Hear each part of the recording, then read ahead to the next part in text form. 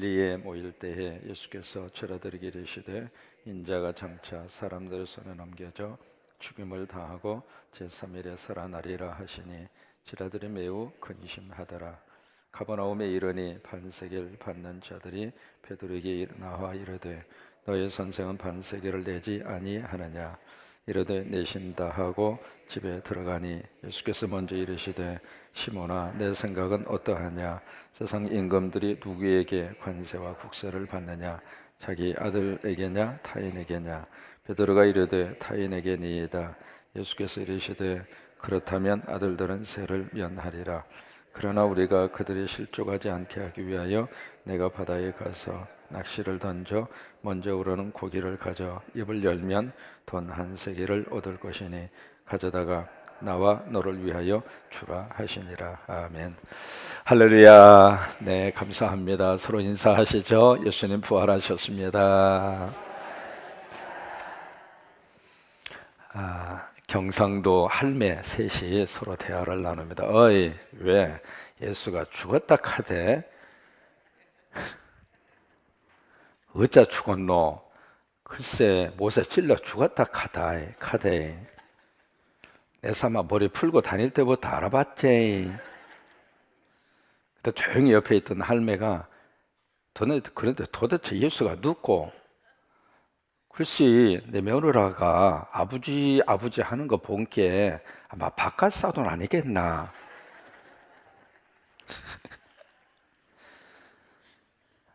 그러면 빨리 가서 문상이라도 해야지. 안 가도 된다 카더라. 와 안 가도 되노? 그래서 살아뿌려 딱 가라 카대. 경상도 말로 하려고 그러니까 잘 안 되네.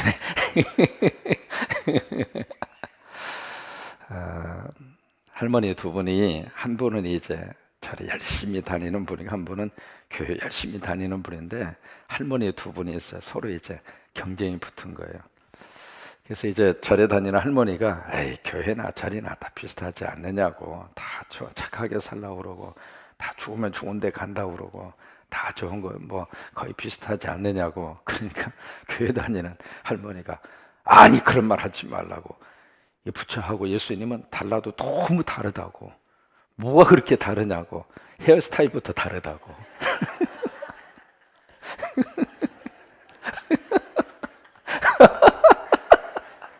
이거 모르시는 분은 상당히 곤란합니다.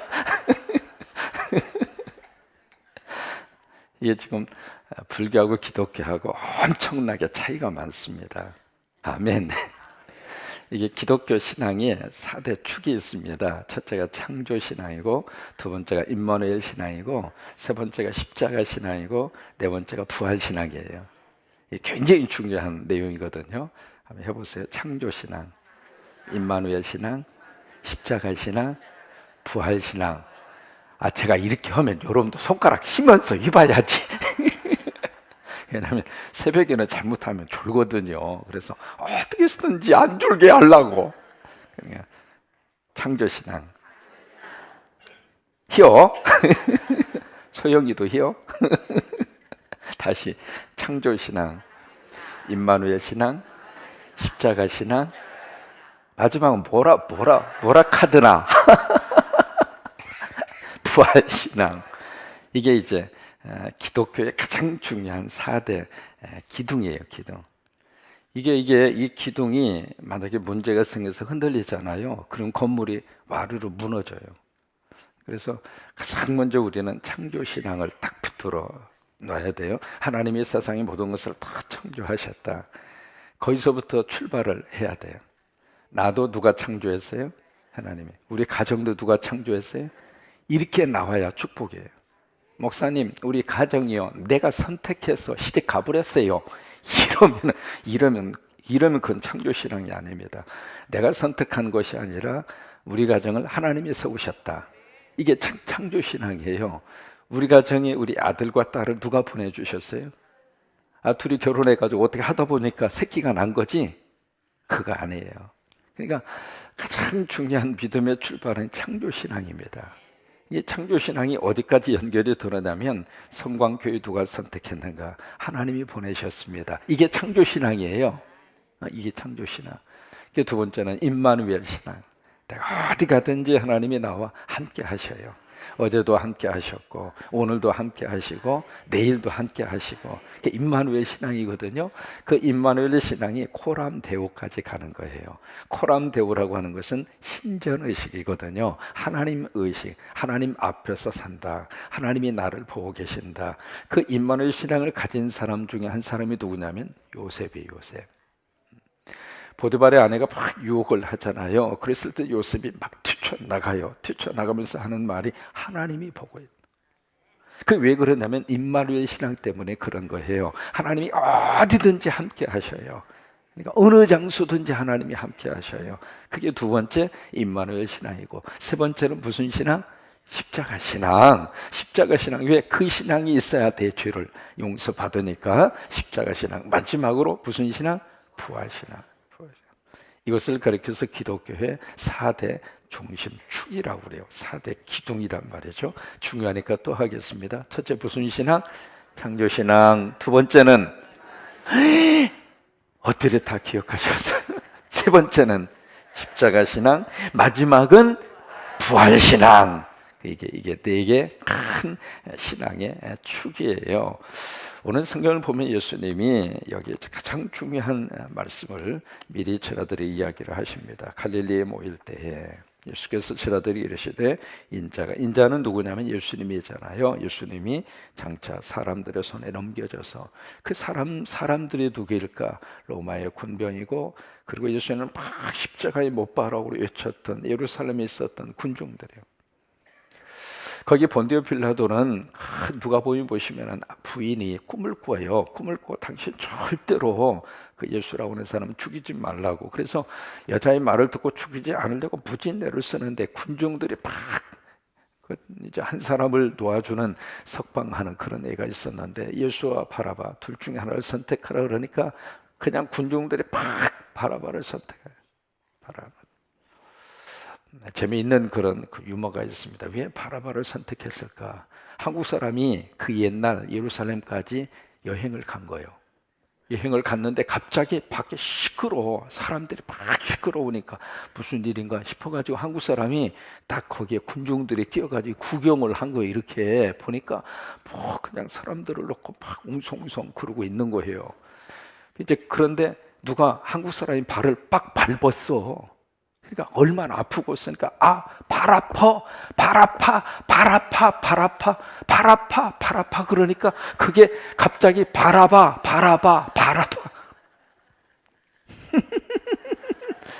유머.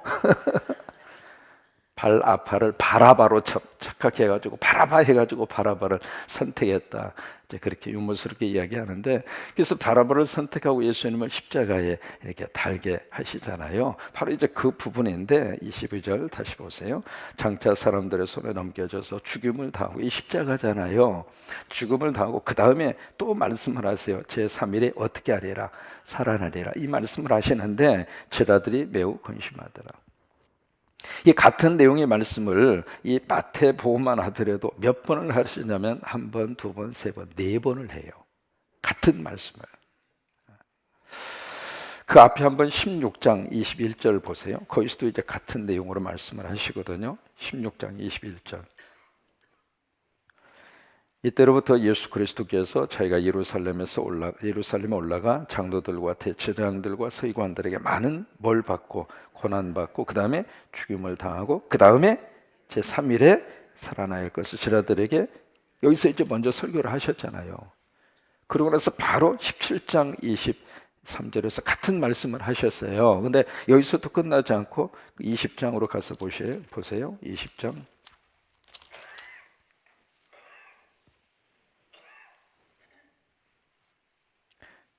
20장 18절 19절. 보라 우리가 예루살렘 올라가노니 인자가 대제사장들과 서기관들에게 넘겨짐에 그들이 죽이기로 결의하고 19절 이방인들에게 넘겨주어 그를 조롱하며 채찍질하여 십자가에 못 박게 할 것이나 그 다음에 뭐라고 그래요? 제3일에 살아나야 하리라. 지금 몇 번 똑같은 내용을 몇 번 이야기하시냐면 4번 이야기하세요. 그러니까 십자가에 죽지만은 내가 죽임을 당하지만은 사흘 만에 어떻게 하리라? 살리라. 그 말씀을 하시는데 한번 17장 다시 23절로 가서 보세요. 그래서 죽임을 당하나 제3일에 살아나리라 하리니 제자들이 매우 뭐예요? 왜 근심할까요? 죽는다는 이야기만 들은 거예요. 죽지만은 다시 살아나리라. 그것까지 들어야 되는데, 그것까지 믿음이 와야 되는데, 예수님이 죽는다는 말만 머릿속에 들어온 거예요. 그것만 듣고, 아이고, 큰일 났네. 우리 주님 죽으면 어떡하나? 그러니까 근심이 되는 거예요. 지금 우리가 교회 안에서도 십자가만 붙들고 있으면 안 됩니다. 부활을 같이 붙들어야죠. 그러니까 부활은 자꾸 약화가 되고 십자가만 자꾸 강조하는 것도 문제가 있는 것이거든요. 또 하나, 부활만 자꾸 강조를 하고 십자가를 약화하는 것도 비성서적이에요. 이 두 가지가 같이 있어야 돼요. 그러니까 십자가를 붙들고 또 하나 그것만 붙들고 있으면 안 돼요. 십자가 신앙 좋아요. 그 십자가에서 내 죄 때문에 주님이 돌아가셨구나. 아이고 어쩐데요? 나 때문에 죽어버렸대야. 어이구 주여, 어이구 주여. 가슴을 팍 치면서 자기 죄를 한탄하고 회개하고 좋아요. 그 과정이 있어야 되거든요. 근데 그것만 있으면 안 돼요. 왜? 죽임을 당하리라. 그러나 사흘 후에 살아나리라. 부활이 있어야지. 그러니까 부활까지 가야 되거든요. 또 하나, 그냥 예수님이 부활하셨으니까 부활만 꼭 붙잡고 십자가에 대한 신앙을 약화시키는 것도 성서적이지가 않아요. 두 가지가 같이 있어야 돼요. 근데 일반적으로 보면 부활보다도 십자가 신앙이 더 많이 강조되는 것이 거의 보편적으로 한국 교회 안에 많이 들어와 있는 현상입니다. 십자가 신앙을 물론 강조를 해야 돼요. 그것과 더불어서 부활 신앙이 같이 있어야 돼요. 여러분, 부활은 우리에게 기쁨이거든요. 부활은 우리에게 소망이고, 부활은 우리에게 행복이고, 부활은 우리에게 너무 살맛나게 하는 것이거든요. 여러분, 죽어요, 슬퍼요. 근데 다시 살아요, 기쁘잖아요. 그래서 기독교는 이 두 가지를 함께 가지고 있어야 돼요. 내 죄 때문에 눈물을 흘릴 줄도 알아야 되고, 부활 때문에 웃을 수도 있어야 되고, 이 두 가지가 같이 있어야 된단 말이죠. 이 두 가지를 같이 붙들고 살아야 이것이 하나님이 기뻐하는 믿음의 삶의 모습이에요. 제가 신학교 시절에 참 잊을 수 없는 교수님 중에 한 분이 김정준 박사님이십니다. 한국 구약학계에 금자탑을 쌓으셨던 분이죠. 이분이 30대에 폐결핵에 걸렸어요. 그 옛날에는 폐결핵에 걸리면은 거의 힘든 시절이었잖아요. 그래서 마산 요양소에 가서 이제 폐결핵 결핵 요양소 가서 요양을 이렇게 하시는데, 마산 결핵 요양소에 가면 1호실, 2호실, 3호실, 4호실, 5호실, 6호실, 그 다음이 시체실이랍니다. 그래서 이 환자의 중증에 따라서 조금 약한 사람은 1호실에 있다가 금방 치료받고 퇴원하고, 조금 환자가 중증 환자면 2호실, 3호실 그런 식으로 쭉 가다가 6호실까지 가서 그 다음에는 숨이 끊어지시면 7호실로, 그게 시체실이에요. 근데 김정준 이분이 어디까지 갔느냐면 6호실까지 간 거예요. 돌아가시기 직전이었죠.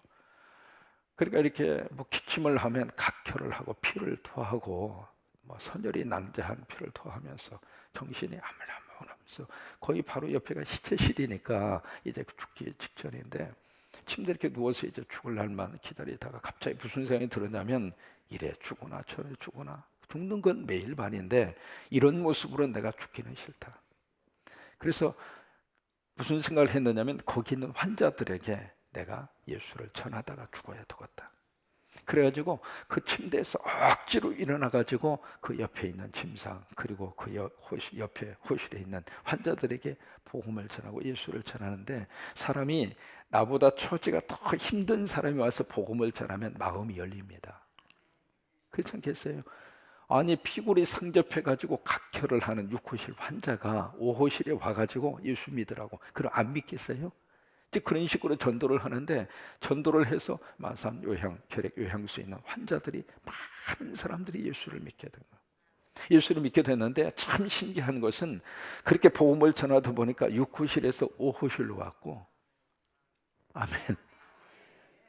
5호실에서 4호실로 왔고, 4호실에서 3호실로 왔고, 3호실에서 2호실로 왔고, 2호실에서 1호실로 와가지고 퇴원해 버렸어요. 그래서 이분이 영국 옥스퍼드 대학에 가서 유학을 합니다. 함태영 부통령이라고 하는 분, 함태영 그분의 부통령 시절에 우리 교회 초석서 주신 분이잖아요. 들어오는 입구에 함태영 부통령이 정초라고 하는 걸 써주셨잖아요.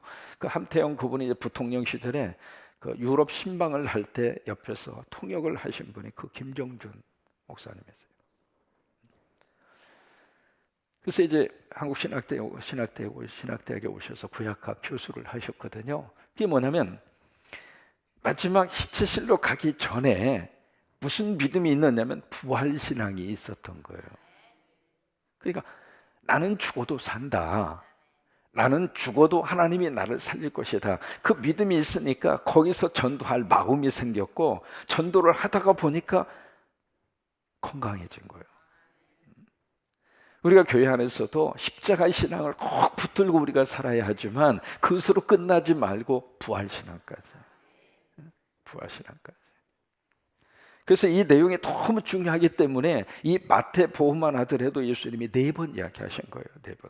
근데 이 제자들은 왜 슬퍼하고 근심했을까? 살아난다는 말이 귀에 안 들어온 거예요. 왜? 죽는다는 것이 너무 크게, 죽는다는 사실이 너무 크게 자기의 가슴속에 와 닿으니까 살아난다는 말이 아예 안 들린 거예요. 사람은 참 묘해요. 자기 마음에 있는 것만큼만 들리고 자기 마음에 있는 것만큼만 보이는 거예요. 내 안에 슬픔이 있잖아요. 그럼 슬픈 말만 들려요. 내 안에 고통이 있잖아요. 내 안에 상처가 있잖아요. 그러면 작은 그 말 한마디가 나를 더 상처를 주어요. 왜 그럴까요? 상처가 있어요. 제자들도 지금 예수님이 돌아가신다는 말 외에는 다른 말이 들리지 않는 거예요. 돌아가신다는 말 그보다도 더 큰 충격적인 뉴스는 내가 살아나리라, 사흘 만에 살아나리라. 그게 사실은 더 큰 충격적인 뉴스잖아요. 근데 그 뉴스, 그 하나님의 말씀, 그 예수님의 말씀이 안 들리는 거예요. 여러분, 축복의 말씀이 나에게 들리는 것이 복입니다. 생명의 말씀이 들리는 것이 복이고, 하나님께서 주시는 미래의 비전의 말씀이 들리는 것이 축복이고. 왜요? 마귀와 사탄은 자꾸 어두움 쪽으로 나를 몰고 가요. 그러다 보니까 제자들이 근심한 거예요.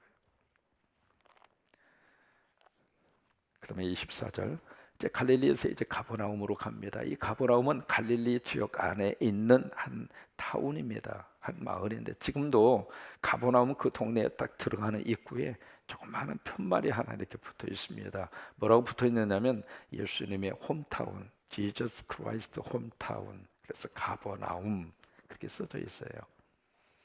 갈릴리를 중심으로 예수님이 많은 사역을 하셨는데 그 사역의 중심 센터가 가버나움이라고 하는 바로 거기였어요. 그래서 거기에 이제 갔을 때 성전세 문제가 나옵니다. 이 성전세는 유대 남자로서 20세 이상은 무조건 1년에 하루, 그러니까 노동자 이틀분 임금, 그러니까 평균 남자가 이틀 벌어서 벌을 수 있는 그 뭐라고 그럴까, 싹 돈, 그러니까 이틀치 뭐라고 말해야 돼요? 이틀간 일을 해서 벌을 수 있는 돈. 길당.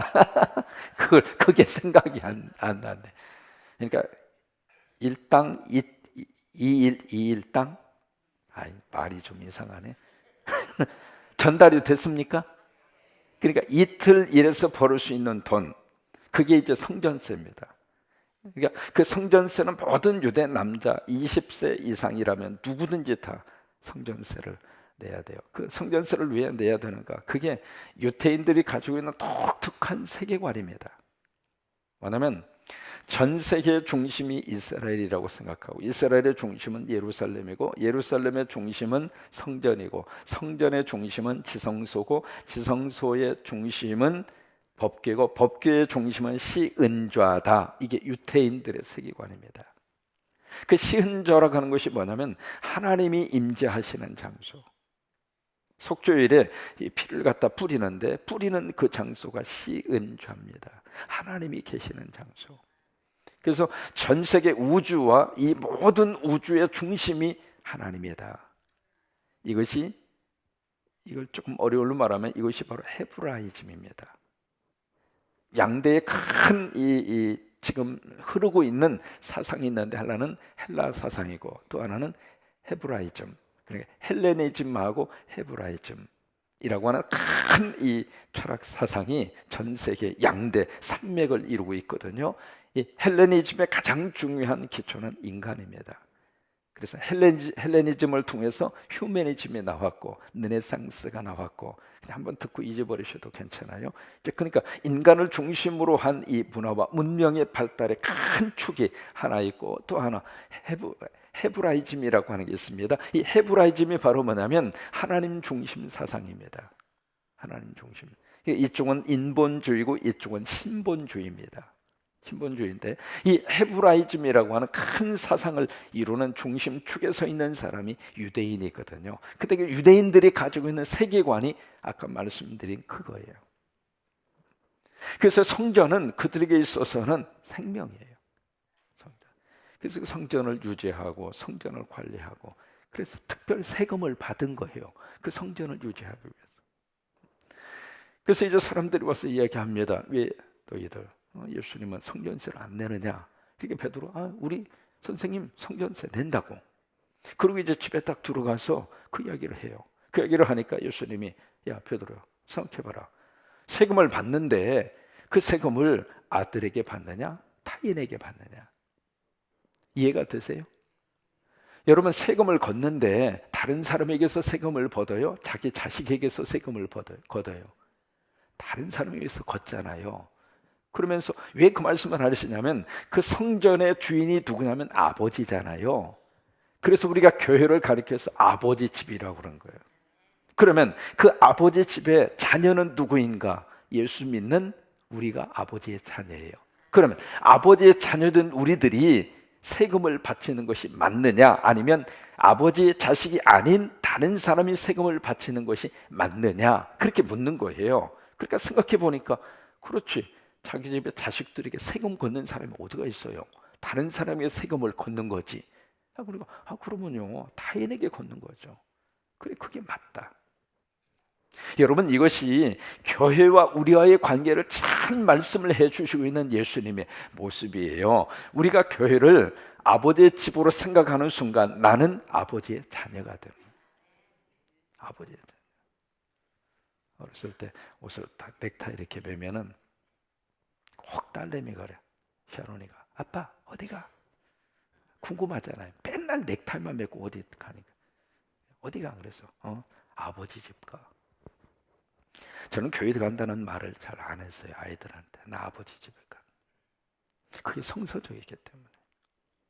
우리가 교회라고 하는 말을 하면 상당히 건물적인 의미가 너무 크더라고요.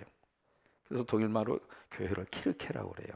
키르케라고 하는 말을 쓰는데 그 독일말로 키르케, 영어로는 처치, 우리말로는 교회, 그렇게 번역을 합니다만은 그 개념은 상당히 건물적인 의미의 개념이 너무 커요. 그래서 성서적으로 우리가 교회를 들여다봤을 때는 교회는 아버지 집. 여러분, 새벽에 지금 어디 오신 거예요? 옆에 있는 분은 지금 어디 와 있어요?